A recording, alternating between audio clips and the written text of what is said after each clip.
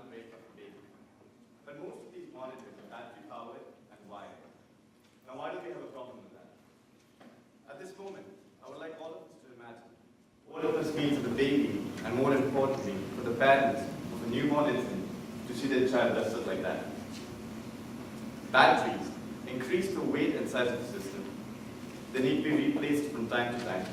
And moreover, we don't want to see wires hanging around, nor do we want to see the use of sticky electrodes that research has shown cause skin irritation and support bacterial growth. We decided to use our competencies and knowledge to revolutionize the baby heart rate monitor, and we propose to you today our design that uses state-of-the-art passive RFID technology and conductive fabric electrodes to monitor a baby's heart rate. So we took a virtual heart rate detection circuit and built our system around it. And the goal of the project was to build a wearable platform. We integrated 2 conductive fabric electrodes onto a baby onesie. The reason why we chose the baby onesie was because of the simplicity of the design and because of the kind of clothing worn by babies at most times.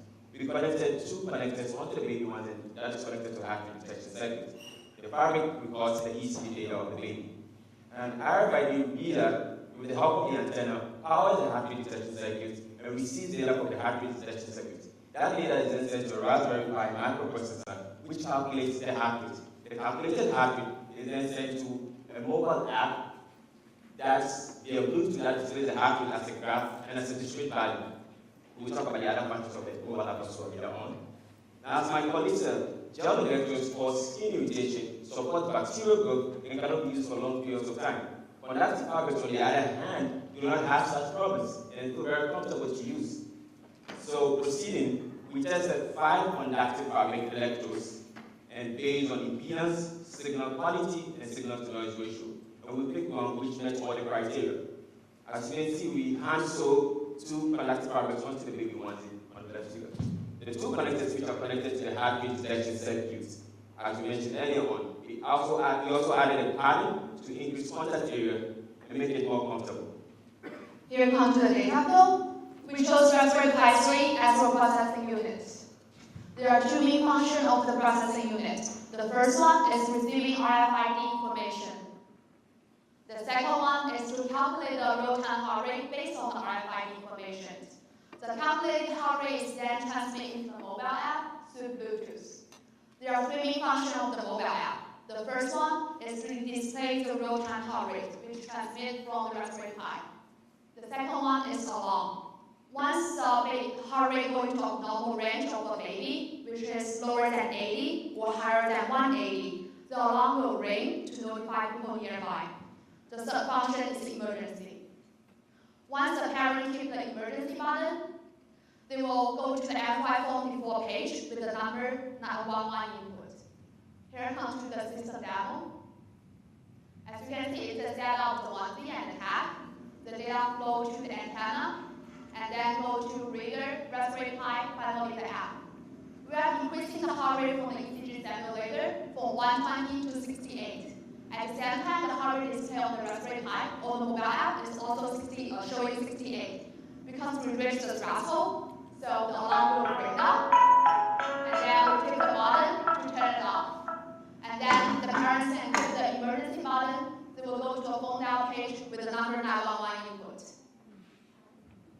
So you just saw that our system works very well with the mobile app. However, what if there's a transmission failure between the Raspberry Pi and the mobile app, or just for some reason the phone stopped working? Don't worry.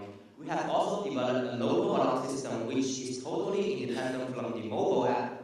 Either the normal heart rate or transmission signal loss will trigger the alarm, and once the alarm is on, there has to be someone come to press the button to turn off the alarm, which means that the alarm condition has already been noticed.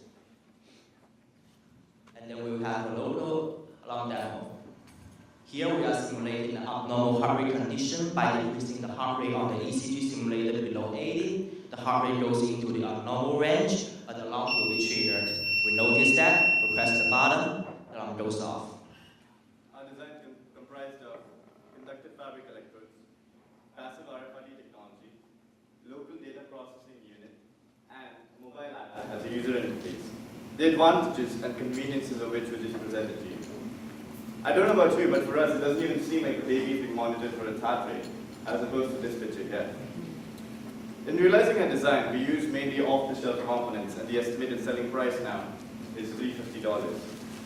But we envision to shrink the system into a more compact design, and with economies of scale, we want to break it down to $199. That is the design.